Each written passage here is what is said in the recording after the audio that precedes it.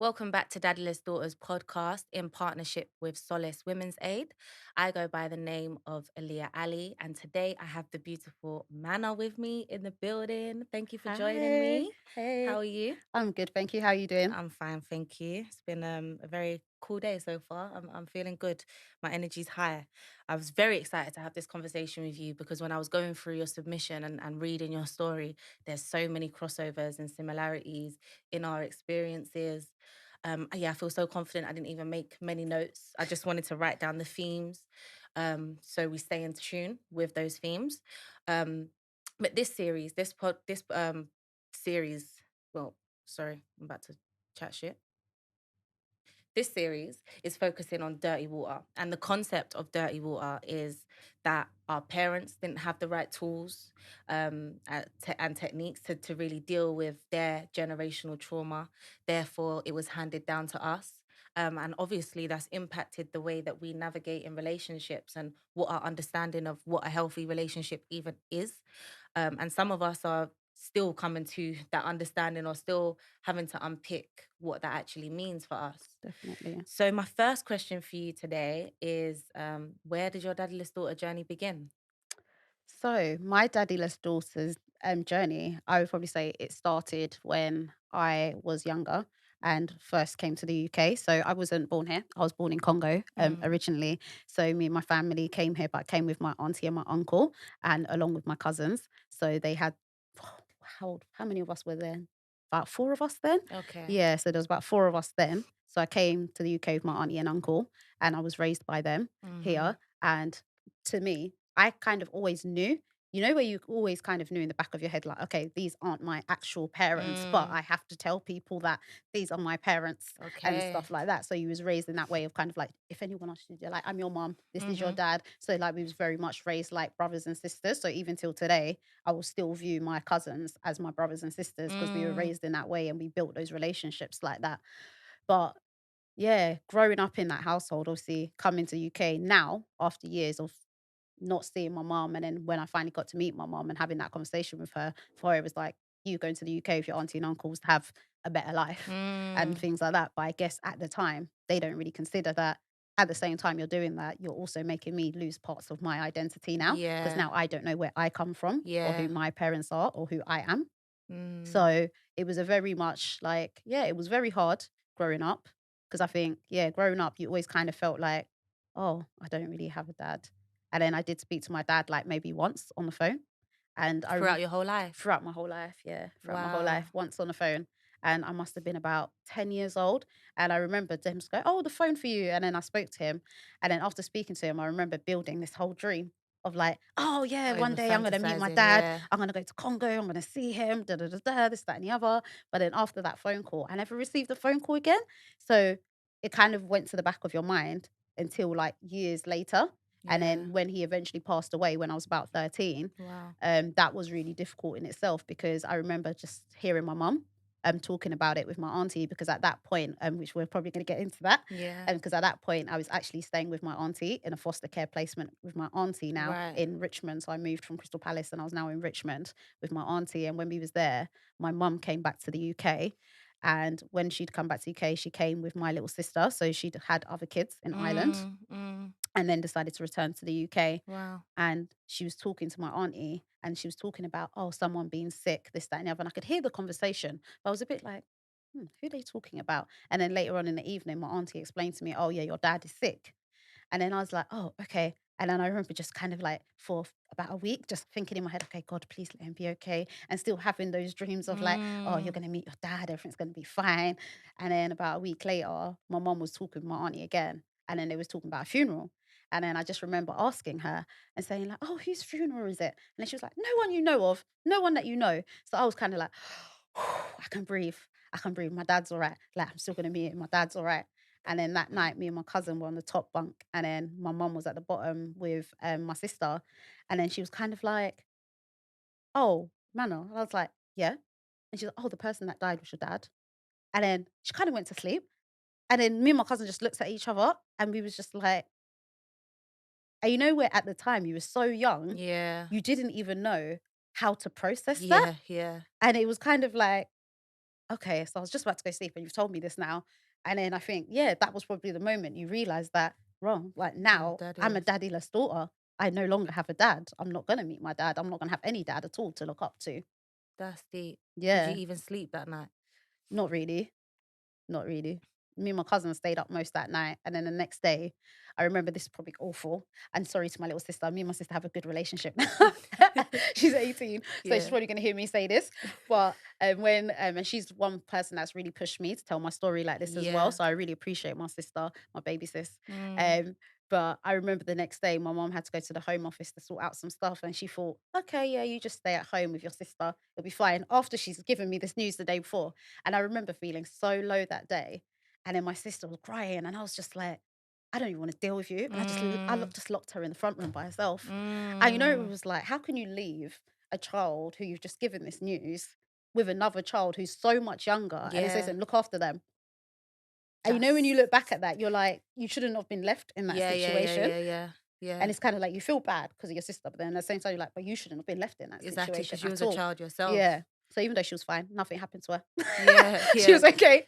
But I needed that space just to kind of try and process it. But even then, I still didn't process like what had happened. Yeah. Mm. I didn't know how to process it, who to talk to. Because when I tried to talk to my mom, she was like, don't cry over him. He didn't care about you. He didn't leave you no money. He had loads of money. Where is the Mm-mm. money? It's like, is that all that matters? Yeah, Is that literally all that matters? yeah. So yeah, it was really difficult at that time. So, like, from a young age, like, you've known to keep secrets. Yeah, from a very young age, I've known to keep secrets, which I think as you started to grow up, it made you very difficult in terms of even sharing things with people. So, Mm. like, when you would experience things, you didn't Mm. really feel like you can go and talk to anyone. Mm. And also growing up in such a strict household, which was very strict, Christian household, Mhm. you would like to call it. But sometimes, and I'm going to be straight with this, people like to say Christian household, but a lot of things you're doing aren't very Christian. Christianly. Yeah. So Yeah. a Christian household ain't always a Christian household. Yeah. And I just remember like there was just growing up there, it was hard because you would constantly obviously be told that you can't tell people that you guys are cousins. You have to say that you're sisters. And like me and my cousin will go to school telling everyone we're twins. So now that we're older, everyone that we went to school with was always like, So they you're were twins. like, they were like, what? You have different birthdays. Da, da, da, da, like you're not the Yeah. same age. Da, da, da. And then you're like, yeah, we're not twins. And then they're like, I thought so. And I was like, come on, guys. If you see my cousin, You she's a know. model. She's 6 foot. Yeah. So there's, like, no similarities. There is no similarities, no similarities. Our skin complexion's completely different. Yeah. Our facial features are completely different. I was just like, wow, wow. How did you all believe that we were actually twins? Is she older than you in real life or No, I'm younger? older than You're her. older than her Yes, in real I'm life. older than her. Yeah. So that's how we basically grew up. And in the household, of course, like my uncle-in-law, yeah, I'd say my uncle-in-law.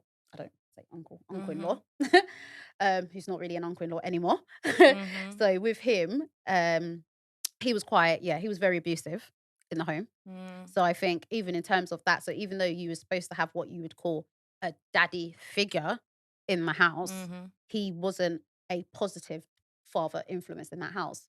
And so to me, even though you had to call him dad and stuff like that, it didn't really feel like this is my dad ever, Mhm. Mhm. because just the amount of abuse you'd experience, even for simple things like you break a cup. Like, why is a child getting a beating over breaking a cup? It's just a Mm. cup. You can replace it. Yeah, So it was yeah. like little things like that, wetting the bed.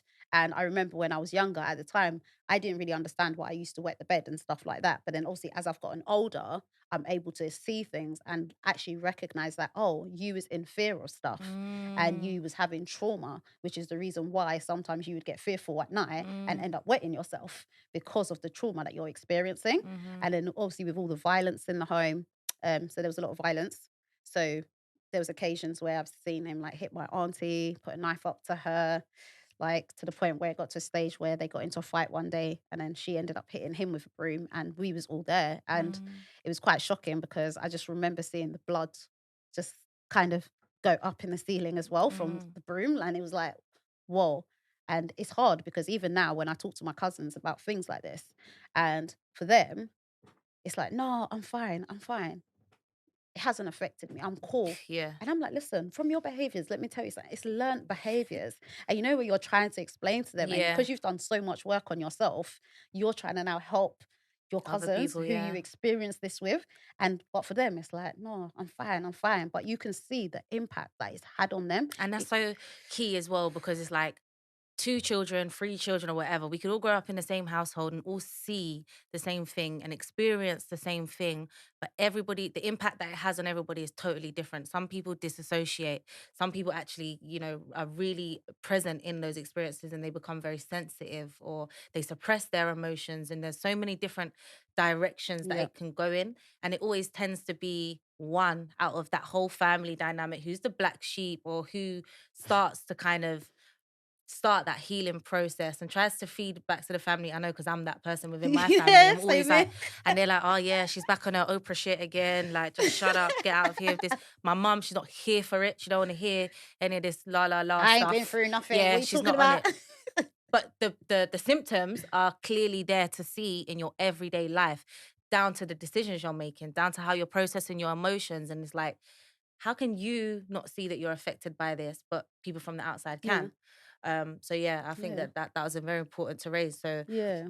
your cousin that you grew up in the same household as you is totally Yeah, disassociated. and it's so upsetting because the younger ones, the two youngest, because they were both born when we came to the UK, the two youngest, and I just remember that before I ran away from home and left home and things like that, when things used to happen, they used to run in the bedroom and like jump in the bed with me. So Mm, like even when I left home, that was a really emotional thing for me. It was mm, hard to like leave them behind. So even till today, like they're literally my babies, even though they're 18, mm, 21. You're still my babies. I don't yeah, care. yeah, So yeah, so that was like really difficult, like leaving them behind. And I get the anger and frustration that they feel sometimes, the fact that I left. Like, so yeah, for example, sometimes my female cousin in the past, we've dealt with it now, but in the past at first, she used to feel a lot of anger. And so she would say things, run away like you always do. Yeah, go on, why mm, don't you just run away? Go on, go off again. And then it was kind of like, because I know that when I left, they had to deal with even more the stuff. aftermath, yeah, And I don't, obviously, I wasn't there, but I can yeah, only imagine what they continue to experience mm, because yeah, what we was experiencing in that house, yeah, it was not nice at all. It was horrible. It mm, was horrible. And I just don't even understand how, for example, social services, despite my eldest cousin, who was also not their child as well, my eldest cousin who came to the UK with us as well, and he was the first person to actually run away. So me and him weren't their kids. okay. So he was the first one to run away How and old he was ended he up when in he went? care. He was about 14, 15 Okay. when he ran away, and then he ended up in care as well. And funny, I ended up in the same children's home. Is A few it? years after he had left, I ended up in the same children's And that's home. rare, because Yeah, they hardly even keep brothers and sisters together when you go into literally, care. literally. And then they showed me his pictures. They were like, "Look, this is his pictures from when he was in the home." Da, da, da, da, da. I was Yeah. like, "Oh, okay." Oh, So yeah, when he went into care, and I remember them going, "Oh, he's bad. He's this. He's that." So even when I went into care, my uncle was going around saying all these horrible things about me. She's a whore. She's going to end up pregnant. She's going to end up not doing anything with her life. Just saying all these horrible things about me. And if you see the turnaround of who's actually had the baby earlier and all that kind of stuff, it's mm, like, yeah, you said me. Remember, you said me. Look at your own kids. yeah, yeah. Look at what you've done to your own kids, but you was talking about me. But look what you did to your own kids. Mm. So it's quite deep, very So, deep. how did you end up in care? How did the whole family situation break down? Yeah. So I ended up in care because obviously growing up in that strict household, by the time I started secondary school, it was like the excitement of secondary school. You're now making new friends Mm, and like going at home. Like we weren't allowed to have a mobile phone. We weren't allowed to have friends really. We weren't really allowed to go out. You weren't really allowed to do anything, if I'm mm, honest. So when you was at school, it was like you met these friends. So you thought these friends were cool. These friends that could smoke and drink and do this to any other, and these friends that are going to be bunking school and mm, all this kind of stuff. So I remember that even though we had all the violence going on at home and the secrets and all this stuff happening, you were still going to school and acting like everything is normal. And Did you consider school your safe place? at the time, Yeah. yes, at the time, I did consider school like my Mm, safe place. At the time, I considered school was my safe place. And then bunking school, because started to bunk school, hanging around the wrong crowd. And I think we must have been about year 8. Yeah, we was in year 8. And at that time in year 8, we bunked school one day and we got on a train. And when we actually got on that train, some older guys got on the train as well. And basically, an incident took place with these guys where they actually sexually abused me and another girl, On the train. and not on the train, at the Oh, house. So we ended up actually like going back to the house because the other girls were like, oh no, let's just come. You know, yeah, you're yeah, just kind yeah. of like, oh, and then the peer pressure. So you're just like, all right, cool, we'll go. And then you all go. And then when we got to the house, obviously they were kind of like, oh, two of you get in the house and two of you get in the car. Da, da, da, da. And then all started just going, and you know, it's just like, oh my gosh, oh my gosh. And you guys are in year 8. Yeah. Like, and these are older boys, Roughly like how old were they? maybe about 18, Yeah. 19. So you guys are only like 12, 13. So Mm, we was just like, oh my gosh, oh my gosh, oh my gosh. And then when we was in the house, what happened happened. And then it was like you went back to school like the week after it happened. I remember going home and I was really upset. mm, And I'd spoken to some of the people who also were bunking with us on that day, and then they were kind of like, "Yeah, I hope you're all right." Da, da, da, da, da, this, that, and the other. Oh my gosh! But you didn't really say what happened because you was almost like, because them days it was like, "Oh, if you do this, that, and the other, you're a whore." And mm. then you're thinking to yourself, "Oh my gosh, but this just happened to me. So is everyone now going to say that I'm a whore?" Da, da, da, da. So I was just like, "No, just keep it to yourself. Never tell anyone what actually happened." And I never ever told anyone what actually happened until last year, That's deep, yeah. like with my therapist. And Yeah. that's when I went into the full detail of actually what happened. But what was mad in that situation was that I spoke to my cousin about it at the time. I went home and I told my cousin, "George, this is what happened today, da, da, da, da, this, that, and the other." And then she was kind of like, "Oh my gosh, what was you doing bunk in school? That was your fault, innit? Well, like, what was you doing? Why was you Yeah, there?" yeah. Da, da. So, automatically the blame now fell on you. So you was like, "Oh my gosh, I shouldn't have been where I was going." So as a child, you're not processing that. What's just Yeah, happened to you is completely wrong. That yeah. person should never have done that to you. But no one is supporting you with this. So when it come back to school on the Monday now, when we come back to school, the weekends happen, come back to school on the Monday, I'm hearing, oh, there's a rumor going around saying that you done this, that, and the other. Da, da, da, da, da. And I'm like, what? And now everyone's saying you're a whore and everyone's saying you're this, that, and the other. And at the time, I was actually a virgin. Yeah. I was actually a virgin. And these people are now saying, oh, you're a hoe, you're a this, you're a that. Da, da, da, da, da, da. And I'm thinking in my head, I'm actually a virgin. Like, Mm, even though what happened, he wasn't penetrative yeah. or anything like that. But I'm like, I'm a virgin. Like, I don't understand why you're all calling me a whore. And it got into a fight with one of the girls. And then the teachers got involved. And then the teachers turned around and said, do you know what? We're going to have to contact your parents.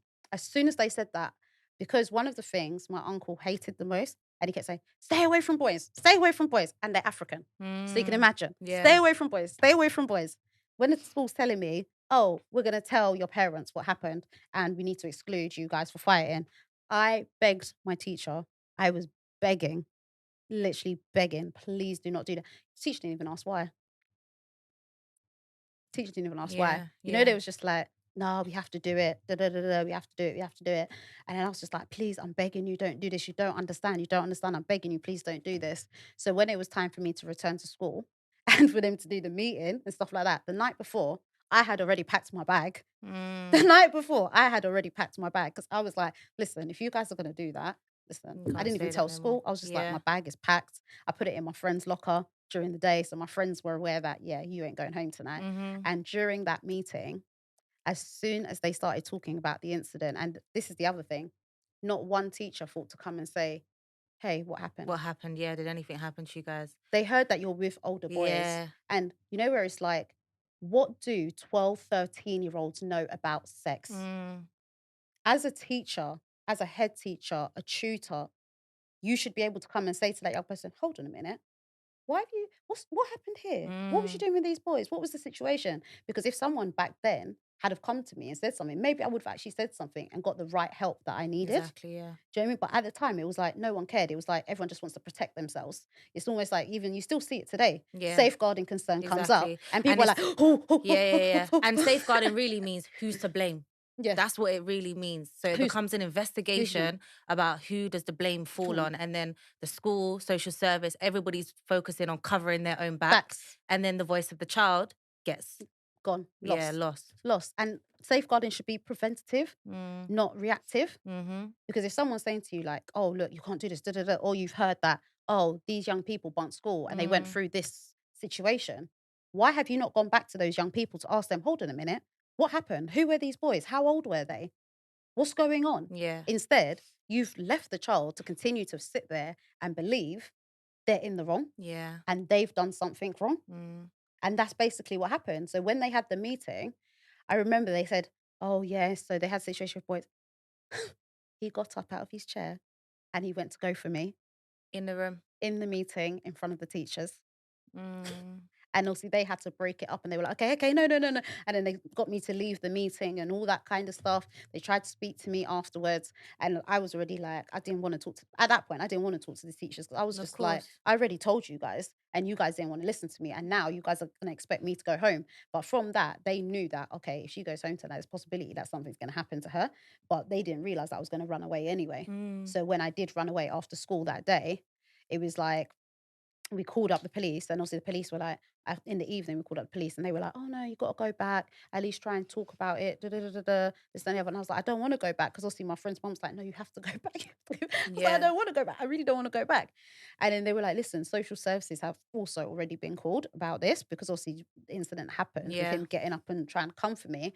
They were like, okay, the school contacted them. So I was like, okay, fair enough. So we went back, but my friend's mum's friend at the time, he took me back. So he was a Nigerian guy.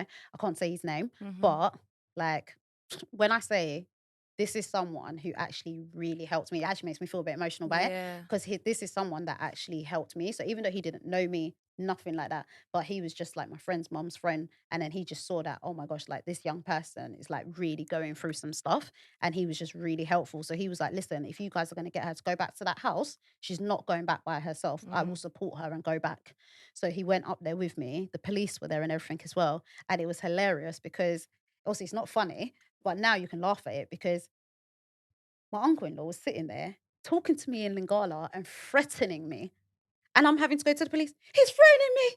He's threatening me. Yeah. And they were Yeah. like, what? I'm like, he's threatening me. Yeah. And then they were like, what's he saying? I'm like, he said he's going to hit me. And then they were like, oh, sir, you can't be saying that. And he's like, I'm not. And it's like, you clearly are. And also the other person who is there to support me, my friend's mum's friend, they don't Mm. know what You he's don't saying because they don't understand the understand the language. language.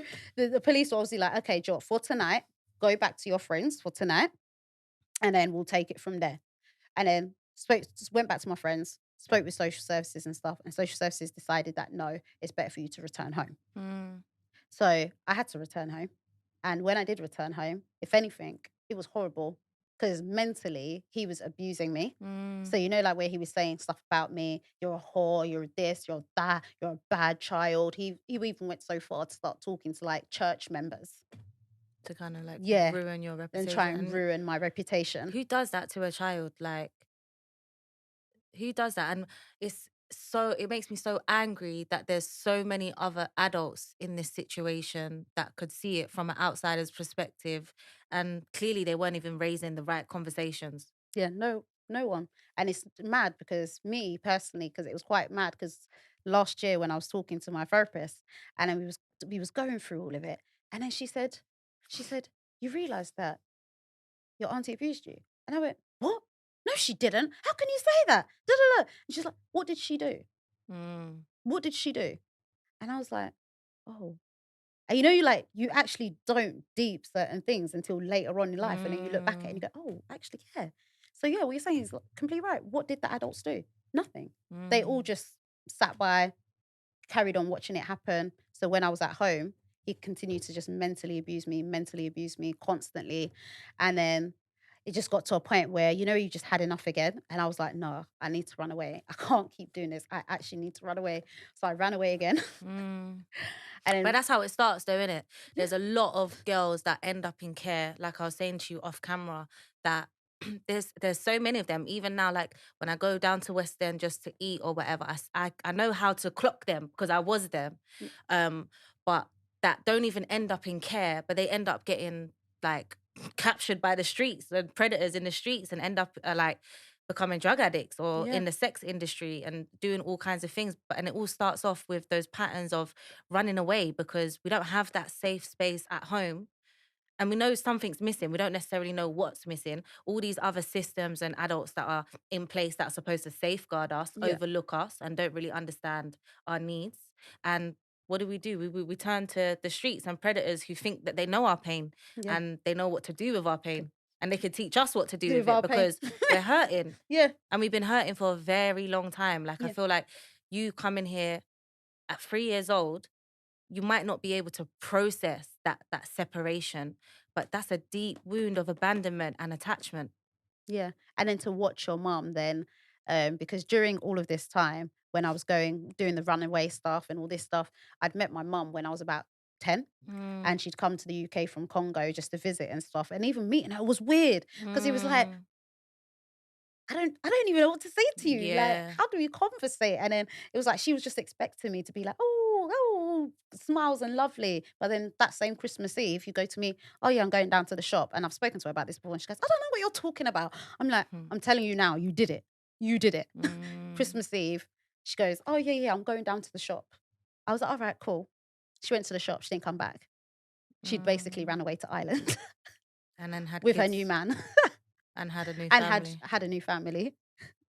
Yeah, no, it's deep. So, like even little things like that, and you was just like, how can you not understand how that would have some sort of Mm. impact on me? So even till this day, I'm sometimes with my mom like, how And she'll can say you she don't not? remember that. Yeah, she'll be like, no, that's not what happened. I'm like, it is what happened. I remember. No, you're laughing, yeah, but I find it very fucked up. Yeah, Like, and the reason why I find it very fucked up because like it's mind games. It's like when you know something is the reality, and to me, it sounds like in your story, like there's so many different layers of mind games and manipulation. You're like, this is the truth, but then so many different voices are telling you, no, it's not, not. no, it's not, Yeah. no, it's not. So they're trying to control your life. Exactly. And it's like everyone else wants to control your life for you and try and make your life for you the way that they think it should fit and look. Mm, That's how especially now when I look back, that's how it felt. Like everyone else was almost like trying to control your life. But even in terms of mm, you trying to control my life, you weren't doing the best for my life though. You mm, was just negatively impacting my life. mm, So when I ran away the second time, I remember the second time I ran away, this was the time when I eventually did lose my virginity. And why? Because this mm, boy was being nice to me and he was like, I could stay at his house, mm. stuff like that. So I said, "Do you know what? Okay." And then you just felt like, like that whole thing of feeling like, oh, someone's done something for you, that Yeah, now condition, you and have to, like you yeah. have to give something back and stuff like that. So that's what ended up happening. And I remember staying at his Was for this a boy bit. older than you as well? No, so he was Same just age? roughly about the same age, yeah. Okay. And he was letting me stay at the house, and his mum didn't know. But then when his mum eventually found out, she's like, "Look, stay for 2 more days, but Mhm. then obviously you need to go to social services and sort yourself out and stuff Mm, like that." And I remember doing that, and then social services placed me with my auntie, and I was with my auntie for a while. And these times I should have been in year 9, so I missed literally most of that part of school. yeah. I didn't even go to school for the whole time I was at my auntie's. I couldn't get into schools because there was no schools available. I was just there all the time. And then eventually started doing paper rounds. And then my mum obviously came around. So this was just before my dad passed away and stuff Mm, like that. And obviously after my dad passed away and all them things happened, I just remember getting to a certain point. And after they left me with my sister and stuff, and then I'd done some naughty stuff whilst I was at my auntie's.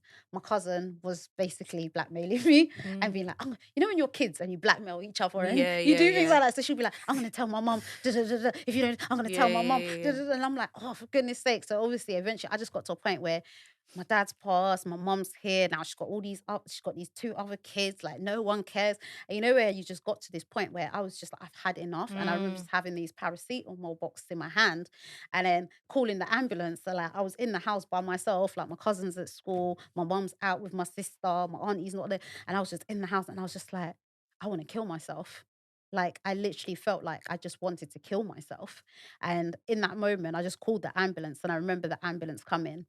And even like when the ambulance eventually came, and then they was talking to me and trying to find out what was going on and what was wrong. And then my mum, it was like she was just like, "What's wrong with her? Why is she doing this?" And like she really didn't get it. And also at the mm, time myself, I didn't even get why I was feeling so emotional like that. So I can't even explain to you why I'm feeling mhm, like, because I'm a mhm, child trying to process all these things that I'm going through. I don't know what it is. mm, So after the ambulance left, I don't know what went through their minds, mm, but they thought, okay, clearly there's something wrong. What we're going to do is you're going back to Crystal Palace without informing social services.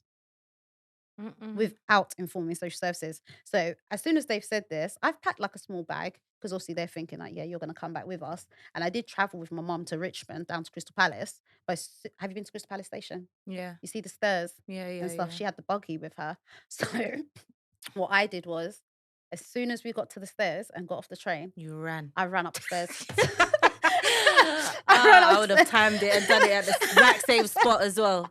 I literally ran up the stairs. I ran up the stairs, came out because I lived in the area, so I knew the area. I came out, turned the corner outside of the station where there's some garages and stuff like that. And then I hid inside one of the garages. And I Mm, remember it was dark at night. And I remember just hiding and hearing her shouting my name like over and over again. And I just waited for it to stop because, it's mm, like, no, I'm not coming out. I'm not going back to that house because, it's just like, no, I'm not going back there. Who knows what would have happened if I went back there? mm. I wouldn't be where I am today if I went back there. I know that for sure. So I was just like, I'm not going back. As soon as her voice disappeared, I came out. And I remember as I came out, I went down to, I was telling you I was walking down to Penge. Yeah. When I got to Penge, I bumped into someone that I knew. And this person that I knew, as I was talking to them, we both got on the same bus. And the person got off at Penge East. Where he got off was where the situation had happened, which had been the catalyst of all of this, the Right. situation with the boys. Yeah. As he got off the bus, he started to walk down that same road. And then I thought to myself, because I'd known this person for about a year now, Mm, and they'd been dating my neighbor's friend. mm. And then I realized, oh my gosh, it was him. You lie. Swear.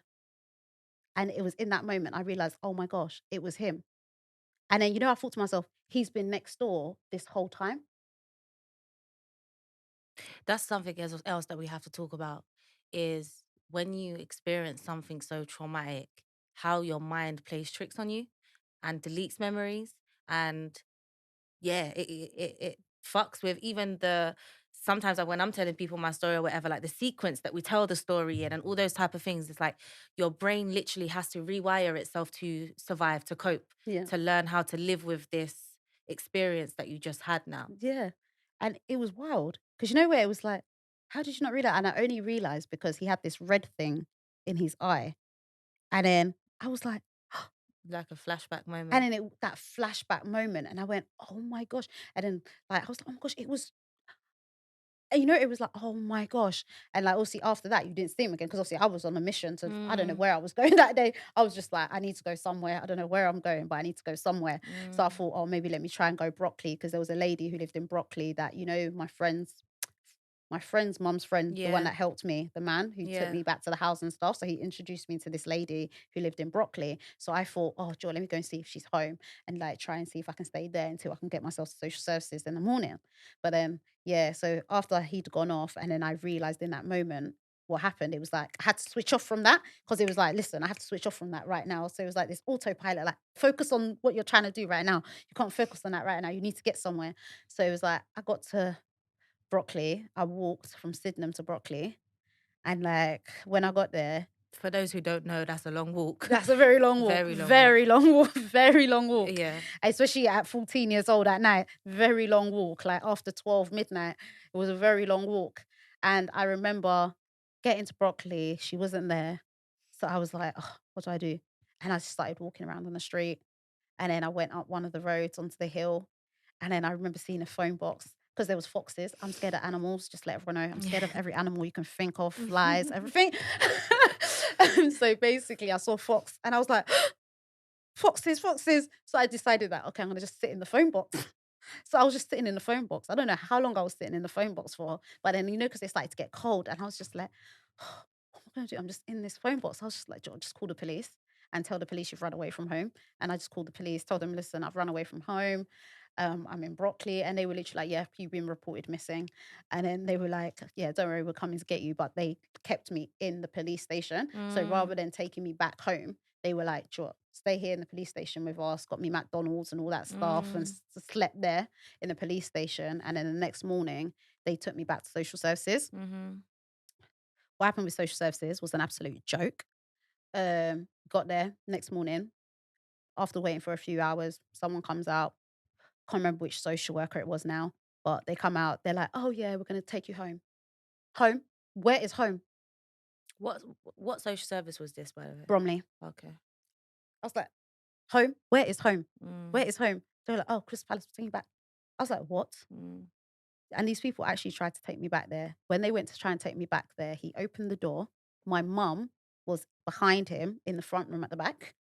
And I was just thinking, like, how can you not even come out and stand up for your own daughter? And he stood there and he went to them, if that girl comes back in my house, I'm going to cut off both her legs. And that's when they went, okay, come with us. So Wow. it took for For him him to to openly open admit. up his mouth and say that, for you to then go, okay, you're coming with us.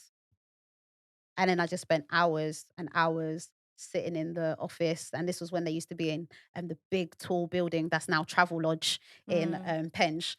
And I remember just sitting in that tall building for hours and hours, to the point where I fell asleep. And then they came out at the end, I think about 6 in the evening when they're finished, and they were like, okay, we're going to go to the children's home now. So, they didn't even prepare you to say, like, Yeah, okay, yeah, we're yeah. planning for you to move to the children's home. They just came to you at the end of their day after you've been sitting there all day. Oh, yeah, we're going to take you to the children's home now. So, like, I remember just thinking to myself, oh, gosh, children's home, is this going to be like Tracy Beaker? That was my first thought as well. I was thinking, Tracy B, I got Is it this. going to be like Tracy Yeah, I Beaker? was I'm thinking, going to be fine. It's going to be all and I good. hate that show. The older I've got, I hate it because it's like that is not a clear representation of what it's like to live in a children's home. Not They at make all. it, she made it, I don't know, man. She over like romanticized Tastes it. that whole experience. And then when you get to the children's home and figure out what time it is, it's a whole nother journey within itself. Oh, another journey.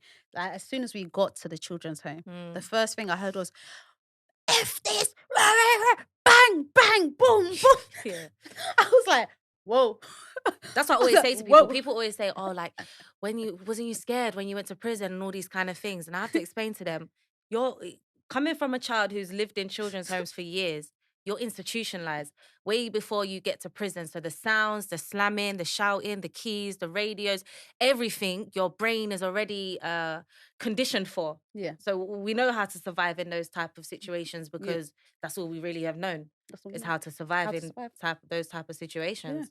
Just always in survival mode. It almost feels like that you've always kind of been like Yeah. in a survival mode of, Yeah. you're just trying to survive and get through life, just trying to survive and get through all the time. And like you said earlier, the moment when you realize this was the guy that sexually assaulted you, but you didn't have time to process that. So your brain automatically has to just put that to the side, put that in a little Pandora's box, should we Yeah. say. We open it when you're safe again. And right now, just focus on surviving in the moment. Yeah. But for kids that grew up like us, we're constantly doing that.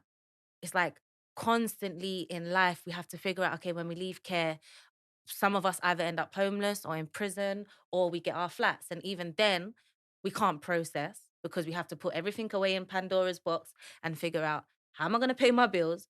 How am I going to survive and make sure that this flat don't get taken off of me? How am I going to, because they pack up your whole life with all these appointments and all this type of stuff as well. So we have to now go to appointments and do all these things. It's like your brain never gets to the point.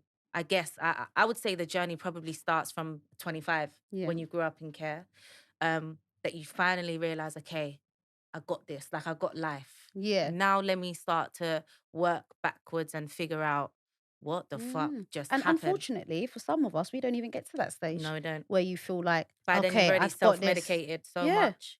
Because I've got friends that, for some of them, like, they've literally gone through care and now they're just like, nah. Because some people are just like, they've been through so much that Mm, they just don't even feel motivated to do anything anymore. They just mm, feel so let down and they just give up hope. And it's like, you're the friend that's there, like, come on, we can still do this. mm-hmm. Like, do you know what I mean? So, yeah, it's a very, the system is such a broken system. The Mm, system's just completely broken because I just feel like they constantly, like, miss opportunities to really support young people in care, like mm, whether it be girl or boy, like they mm-hmm. always miss those real opportunities. And I feel like a lot of the time it is down to like work and them not wanting to actually do that work. And it's Mm. like, oh, it's too much work. It's too much Because stress. we are. We're not saying that those kids they're not the best well-behaved kids. Yeah. They're the first to, what I'm saying, like get very angry, threaten you, get arrested, do all of that type of stuff. But like you said earlier, again, we don't know how to express those emotions. Like, so it's lashing out and it's like layers of emotions that we haven't processed and triggers that we don't even Understand. understand. And as professionals, they should they should understand. Stand Like, more. I don't know if you follow like a lot of the talks that I do have with Daddyless Daughters with professionals is around us being trauma informed, Mm-hmm. learning what therapeutic approaches are, because you're dealing with children who have layers of trauma. It's not just one experience. Mm-hmm. It's over and over and over and over again. People have neglected you, abandoned you, and abused you. So Yeah. where do you go with that? Literally, where do you go with that? And one thing that I learned was, especially like through my therapy and stuff, was that at first you don't even recognize it, but through my journey, I realized that based on the things, because people weren't doing what they needed to do for me, Mm, what ended up happening was I was self-inflicting a lot of pain mm, and blaming myself for a lot of things mm, that were happening within my life. So running away, and you'd be like, oh well, sure. And then you started to think, maybe I'm a bad child, mhm, maybe I'm mhm. not good. Okay, maybe I am a hoe then. Maybe I'm this, even though you haven't actually done anything Yeah. to be classed as a hoe, as Mm. they would say it. But you're just like, oh, maybe I am this, maybe I am that. And then what it later leads you onto is thinking, sure, if that's what you're saying I am, Let F me it. do it. I guess that's what I Yeah. am then. And that's what it led to. To the point where you ended up in situations where you were constantly taken advantage of, like going to a friend's party Mm, and then going into the bathroom, and there's a boy who's a few years older in there, and he's telling, oh, you've got to have sex with me. If you don't have sex with me, then I'm gonna go and tell and people that you did and da da da da. So then you're thinking, oh my gosh, oh, okay, so I'm just gonna have to do it then. And then mm, even with little things like that, what I didn't know at the time was what I was doing was that this situation happened. And then what I did with that situation on that day, I wrote about it in a diary.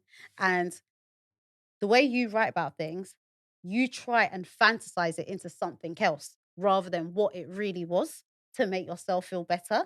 But mm, you know, at that age, you don't realize it. You're just thinking, yeah, I'm just mm, writing what happened. But it's not really what happened, but you're writing it in your way of what you feel like it should have mm, happened. Do you know what I mean? And I remember my foster mom found it.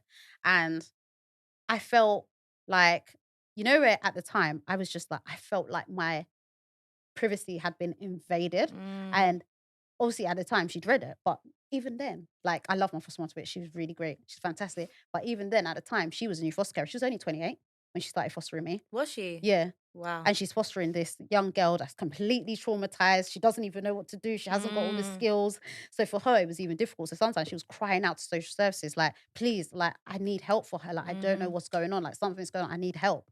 And like, she wasn't getting the support that she needed. So when it came to like those little things like that, so when she, for example, when she found that, I took that like as an invasion of my privacy. So it made me kind of go into my shell even more. mm, And then it just led to me start to feel like, oh, yeah, I'm a really bad person. And then it was like you just allowed more and more things to continue happening to you.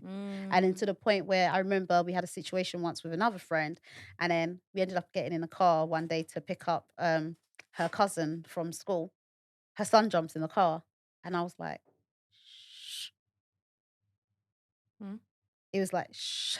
mm, And then after we left, and also he went home for it, and he was like, Mom, da da da, no, I can't be seen around her, da da da da, da, this, that, and the other. And you know, he started saying all these things about me. And then also, then it went to like other family members. And then, you know, at the time, and also like I love my foster family because obviously over mm, time we've managed to like build that relationship. And obviously with my foster mom working in that field for so many years now, they've grown that understanding of like kids in care and like mhm, what they go through and trauma and stuff like that. But at the time, they didn't really get it. So you know where they were kind of like, oh yeah, I don't want to hang around my daughter, or I don't want to this, that, and the other. And then it started to make you feel even more like, oh my gosh, like what's I'm wrong with me? like, what's wrong Yeah. with me? Like I must be a really awful person. And at the time, people didn't realize that when all of these things are being said about you, it starts to make you even like more of what Mm, they're saying, mm, because now that's what you say I am. So I guess I'm gonna have to believe that's what I am because my mind is now being conditioned to that's what I am. mm, And then what that ended up leading to was I felt so low in myself that I ended up getting into situations where I ended up gang raped. And that was all down to me, like literally just being in the wrong place and then allowing this guy to take advantage. And then I remember him just, I still think like you're yeah, using the wrong language. We have to pause and we have yeah, to reframe that, yeah, because you you should feel safe to be anywhere doing mm, anything, and we should, as girls, yeah, young girls, feel safe to be anywhere doing anything. mm, It's not on you, yeah, especially when you're around older guys. yeah, And a gang rape is not just being raped by one person. So yeah, people knew Yeah, he knew what he was doing. He Exactly. definitely And knew what he he was led doing. you into that Yeah, situation. You was vulnerable in that situation. It's nothing to do with yeah, you yeah. putting yourself there. Mm, 100%. No, definitely, I agree with that. I think, like, with that situation there, I feel like the reason why it ended up happening was because of that feeling of, like, where you wanted to feel like loved and people to care about you. And then when something like that Mm, happens, you're like, and it shocked me to my core, like to the point where I went completely quiet. Like, and I remember reading a few years ago some review paperwork, and yet again, I went to myself, so why didn't no one do nothing? I didn't tell anyone what happened. I didn't tell my foster mum until I was 21. I didn't mm, tell her anything until I was 21. And then even then, when I told her, oh yeah, it only happened the once. And then a few years ago, then I told her, okay, it happened more than once. Like, do you know what I mean? And then she was like, what? And obviously that hurt her because it was like, oh my gosh, like I could have done more. Like I saw certain signs that, but mm, I just didn't recognize it. Do mm, you know what I mean? And then that made me feel bad. But then at the same time, it was like, do you know what? It's happened. mm, And like, it's just important for us now to make sure like other young girls are not going to experience that same thing. mm, Because when I read those reports, it literally said that, oh, she was much quieter in this review than normal. She didn't really do nothing. She didn't complete the feedback for every other review. I used to always do that. But no one thought to come and say, like, hold on a minute, this is really mm, weird. Like, what's going on? And that's when I figured that, oh, yeah, that's the time when that happened. That's why I went really quiet. Da, da, da, da, and I wasn't saying anything in the review because even my foster mum had been in touch with them saying, like, sure, over the last few months, like, she's just been really reclusive. She hasn't really been saying anything. So I'm reading this report and I'm just like, but no one was talking to me. No one was talking to me. Like, you're all talking to each other, but who's talking to me? mm, Do you know what I mean? And no one was at the time. So it was a really difficult thing to go through. And then I just remember after that, after it happened like the second time, I was just like, no. I was like, no. And I remember telling the guy, like, no, leave me alone. Don't call my phone. Don't talk to me. Da, da, da. And then he started going to me, oh, you're a hoe. You're a slag. You're a this. You're a that and the other. And that stayed with me. It stayed with me. And then, as soon as he done that, you felt like this guilt inside you. And mm, then you started to feel like, oh my gosh, this can never get out. Like I can never tell anyone about what has happened. Everyone's gonna think I'm a hoe. Everyone's gonna think I'm this. Everyone's gonna think I'm that. So I just kept it to myself. Didn't tell my first one. Didn't tell any of my friends. No one. I was just like, it's all staying with me. And then I remember going to carnival the following year.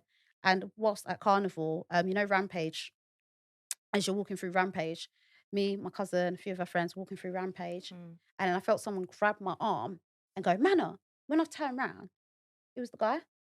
And, I just looked at him straight in the face, turned around and just walked off. Because, it was like, but also even at that time, it was like, I didn't even process what just happened then because it was like, mm. as soon as he done that, for me, it was like that flight mode of get away now. And like, no one Yeah, needs to know yeah. who that person is and what's just happened. Like, because Mm, who's that? I was like, oh, no one. D- I, I didn't tell them. I was just like, no one. But, from then, it just made me feel like, oh my gosh, oh my gosh. And I remember just becoming even more reclusive after that because it was mm, just like, oh my gosh, these people just think they can now just touch you and say, hey, like, you never done anything. Like, how mm, can you just come and say, oh, hey, man, mm, like, did you not do what you did? mhm, So, yeah, that was really horrible. And then, yeah, I remember starting college and not being in a relationship or anything like that. And I think that was good. But then whilst at college, I did get in a relationship. And then getting into that relationship was not the best because at the time you kind of think that I'm doing okay. But really, I was dealing with all these demons inside of me it's eating you up. and all these Mm, things eating me up, like not telling anyone what you've been through, the things that you've been experiencing. mm, So all these things were eating me up inside. And I met this boy. At first, he was really lovely, really nice. Foster mum met him. People met him. Oh, he's really nice. Everyone likes him. And then when things started to go a bit downhill, and then started to see the signs, it was like you didn't step out of it. But I didn't realize why I didn't step out of it until I got older. I didn't mm. step out of it. I was just like, oh no, it's fine. It's fine. It'll be 'Cause it's not fine as bad because it's not as as where you're bad. coming from. Yeah, it's not as bad Yeah. as where you're coming from. Do you know what I mean? And this person doesn't think I'm a hoe, and this person doesn't Mm, think I'm a slag. So it's okay to be with this person. And the first time he hit me, I remember thinking, oh my gosh, no, I'm not having this. Da, da, da. And then he apologizes. And then you're like, okay.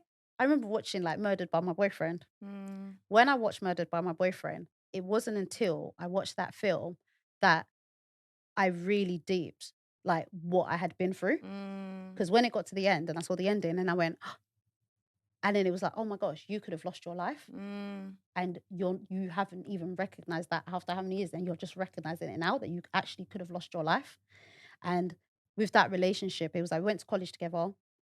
I lost my friendships being with him because it was like I didn't lose them. I still had my friends, but I wasn't spending a lot of time with them. So ever since leaving college and then last number of years having contact with them again, a lot of them will say to me like, yeah, we felt like something wasn't right, da, da, da, da, but we mm, just couldn't put our hand on it. And also being young ourselves, all of us, it was like, what do your young friends know? Really, it should have been the adults, because I've had one of the tutors mm. from college in the middle of Brixton telling me about, oh, I know, And I was like, know what?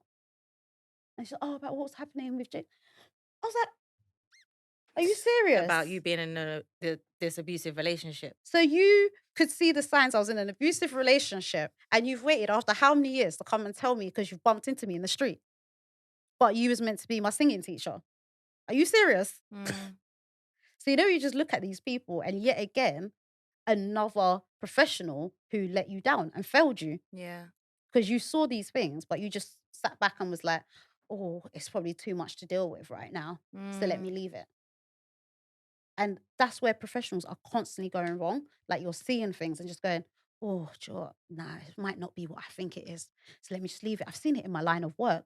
People mm, going, oh, I don't really know what it is. So let me just leave it, to the point where someone's gone and got raped or someone's mm, got beaten up by their boyfriend. And I'm always saying to them, like, guys, if you see a sign or sign, deal with it. Don't just look at it and be like, oh, no, let's wait and see what happens. Yeah, what happens when that young person loses their life? What yeah. then? Are you going to wait for that? Mm, So it's just really hard, man. It's hard. But like, yeah. But in terms of like even that, I feel like a lot of the relationships that I did have were like trauma bonds rather than anything else. Because sometimes you connect with people because of the things that you've been through. yeah. Yeah. And like you think that, oh, they understand me, they get me, they know me because they've been through it. Yeah, and we always are talking about trauma bond from a point of view where it's like, wherever I hate this narcissist. I understand why it's important for us to keep raising awareness around narcissism and stuff, but there's so many dots that psychologists have connected between narcissism and and childhood trauma, basically. Yeah, and we're always using trauma bonding from a point of view of a tactic that narcissists use or predators use Mm, to trauma bond with vulnerable women or vulnerable young girls, but we don't talk about it from the other perspective of how do we use this trauma bonding, because we also use it in our own little ways that yeah. we've been able to identify in our teenage years and our adolescence and whatnot, and we probably are still doing to some extent to this day. I have to be very mindful when I'm building relationships with daddyless daughters and girls and letting people know, yeah, we've got all these things in common, but this can't be the trauma bond. Yeah. We gotta break out of those things. Just because Yeah. we have these things in common doesn't necessarily mean we're supposed to be friends. It's- Doesn't necessarily mean this is the project for you. Doesn't necessarily mean I'm the person that's I can help you. Yeah. Do you get what I'm saying? Yeah. So we always have to be mindful of that because the foundation of who we are and how we grew is trauma. Yeah.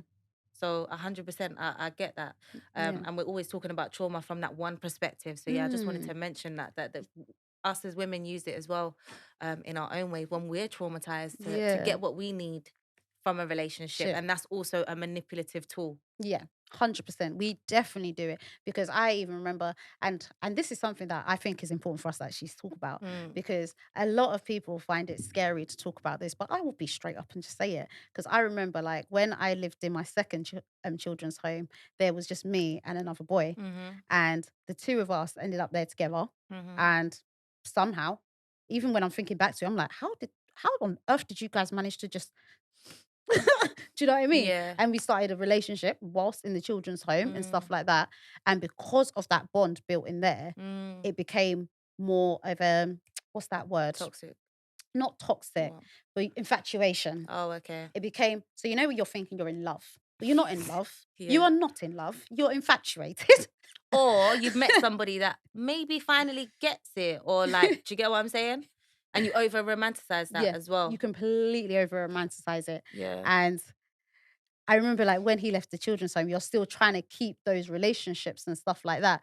And then when we did try and keep it, like one of the things that young people in care, I've Mm, noticed that they do it because even through my line of work, I'm mm, like, guys, look, and that's what I always talk to the girls and go to them, listen. It's okay. Other people have done it before. It's all right. Yeah. Lying about you're pregnant just to try Yeah. and keep it. Like, Yeah. oh, I'm pregnant, but you want to be pregnant, but you're just waiting. Like, oh no, my period's not here yet, but Yeah. it's meant to be Yeah. coming soon. But I'm pregnant, like, Yeah. because Yeah. you really want to have a baby with this person. But then when you look back at that, why did you want to have that baby with that person? It's not because you wanted to have the baby with the person. It's because you just wanted something to love Yeah. yourself. Yeah. That goes in perfectly to like what I feel like the next, like the topic of theme. We're cutting out of time and stuff, but I'm really loving where we're at. But the lengths that we will go to fill the voids, and how everybody does it in their own different way, but it's all the same themes. It's sex, drugs, alcohol, even food. A lot of young girls that I speak to have eating disorders, and their relationship with food is unhealthy, Mm. or very much created a lot of anxieties Mm. around food. What were the lengths that you went to fill the voids? I would probably say like I started smoking weed. Mm. I remember I started smoking weed and I felt like, "Oh, this is the best way to try and like get rid of it." But then what you found was now you was becoming addictive to something else. And numbing. I felt And like numbing, I yeah. started self-medicating around 15 years old, and I numbed myself. And then, that really affected when I went back to therapy like a few years ago, because I disconnected my emotion from the experience. So it took me, and I still struggle with it to this day. Very much like you, I can just Mm, sit there and talk about my story like it's a movie, mm, because my emotions are not connected to these experiences, because I disconnected that a long time ago through having sex, through drinking, through self-medicating. yeah, And I used to literally, I'm open about it, like very much when I was younger. I would just have sex because it made me feel something. yeah, Alcohol made me feel something, but then the weed counteracted that and just made me numb, yeah, flat. So yeah, yeah, we figure 100%. out like for me, weed numbed it. Yeah. It made me not feel anything. Yeah. And I think what you just said about the whole sex part of thing is really important because that is what a lot of us do. Like Mm, we will use sex, even like in adult lives, like we will use sex to fill that void. mm, And then people, oh, you're this, you're that. And then you mm, now feel ashamed to talk about why you was doing that when mm, really that was your coping mechanism because you didn't know any other way of dealing mhm, with it. mhm, So yeah, I think that's really important. I think weed was definitely a big one. And then the ex-boyfriend, the abusive one, like, I remember he introduced me, into, bingo, mhm. and I ended up with, like, a gambling problem.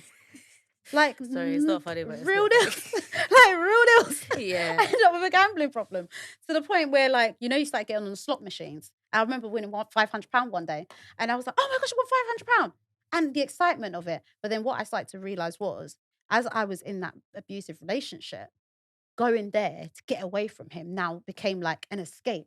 But what you weren't realizing was this escape is now becoming an addiction.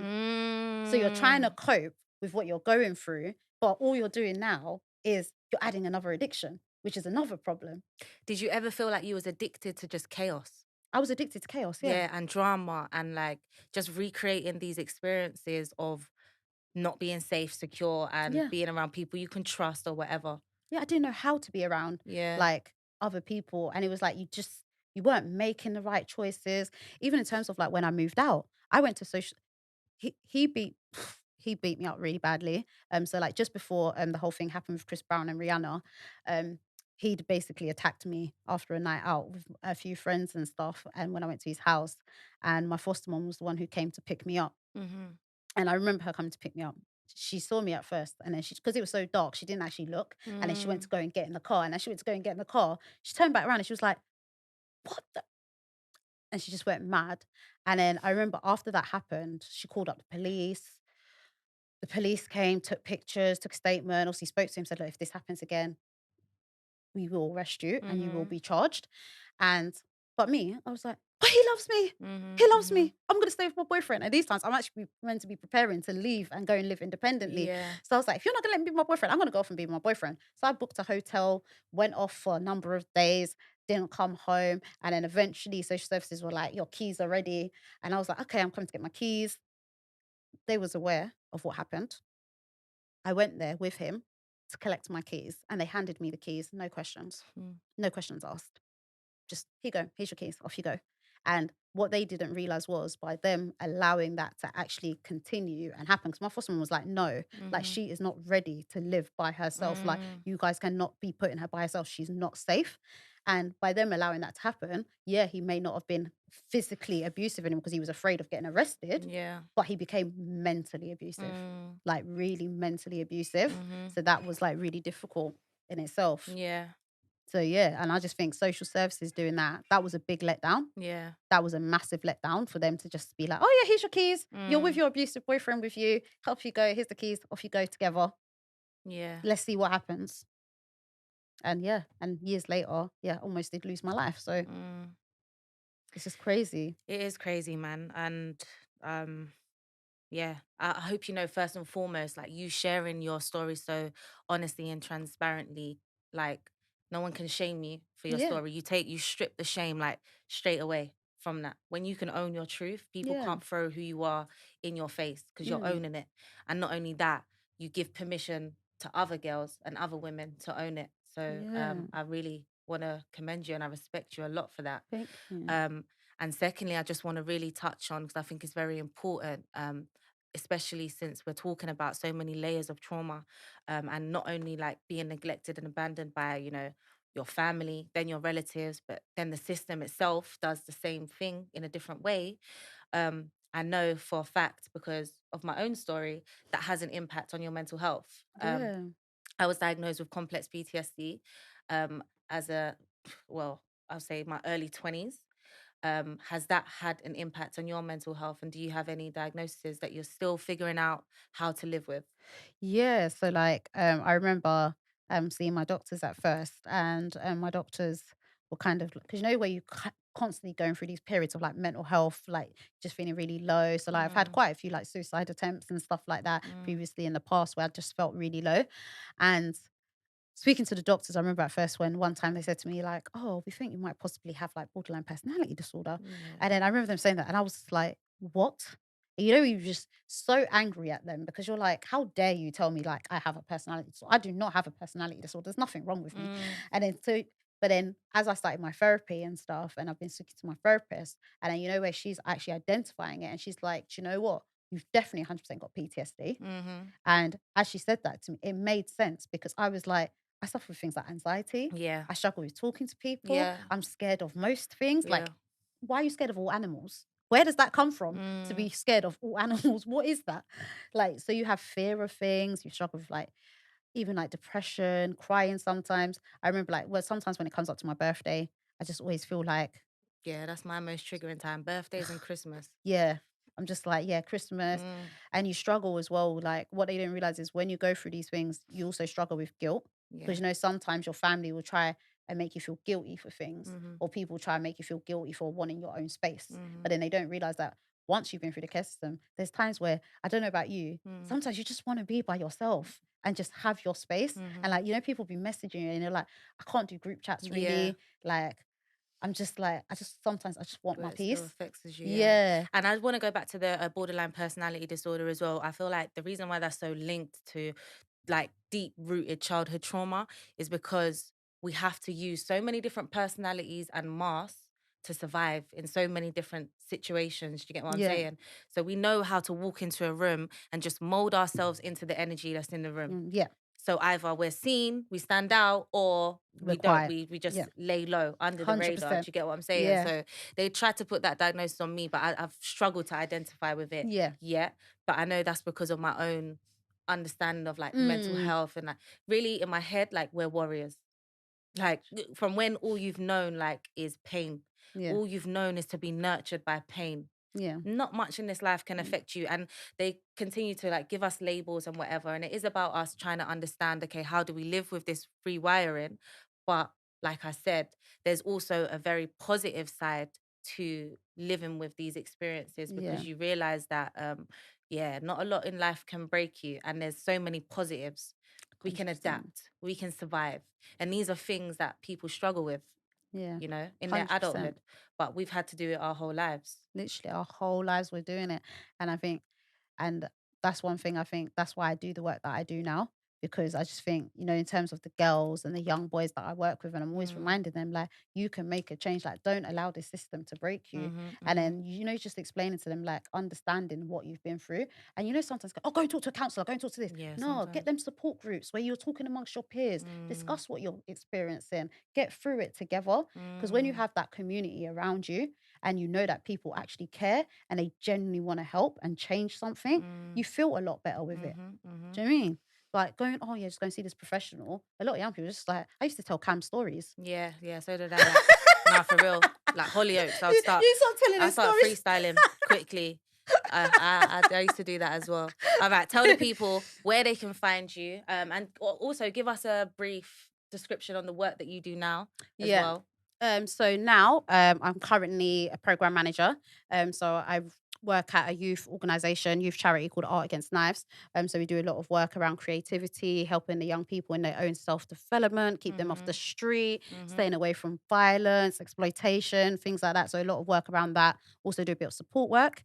And I'm currently setting up Who Cares Consultancy, which is going to be all about supporting young people in care and leaving care. So providing advice just on what their rights are, about leaving care, so moving on to independence, and just how to stay resilient and also keep them connected to other organizations, because I just think it's really important for them to be aware of all the different organizations, like even like Daddyless Daughters, and like, do you know what I mean, for them to be aware of what's around them and who they can actually go to and stuff like that, because I feel like, there's not enough of that for them these days. Yeah, I agree with you. And I really commend you for, especially from a survivor's point of view, it's hard to continue to go out there and like figure out ways to add value to the lives that essentially broke your childhood, which are these professionals. But we continuously go back and figure out ways that we can work with you guys, because these young people out here need to hear these stories and you guys need to know how to work with them.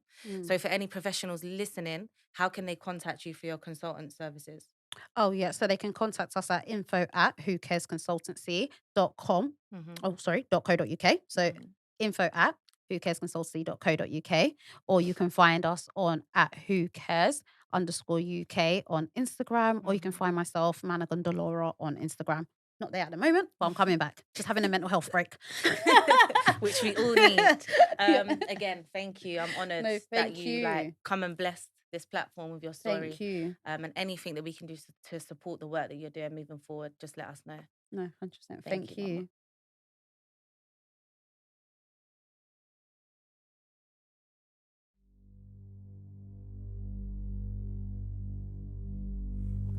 I was sexually abused as a child by my dad. So for about the age of, like my earliest memory is probably about the age of 3. Allowed. So we'd go and see my dad on like a Saturday, for example. Most Saturdays this morning because my mum worked, and stay overnight. But we wasn't allowed to stay at my dad's house. Like we had to stay. He would tell us to go to the local park and he'd just never come and get us. So we like slept in the park. Me and my brother had this thing where my dad would always wake him up in the night to beat him. So me and my brother had this coping mechanism where I would suck his thumb going to sleep, and if his thumb came out of my mouth, I knew my dad had woke him up, and I would wake up and my dad, in them instances, wouldn't beat him in front of me. My dad. So I would get with men that looked like protectors, looked like providers, but really, and I was just turning red flags green all the time. They would do things in the early stages that I knew this is probably what you're going to turn into.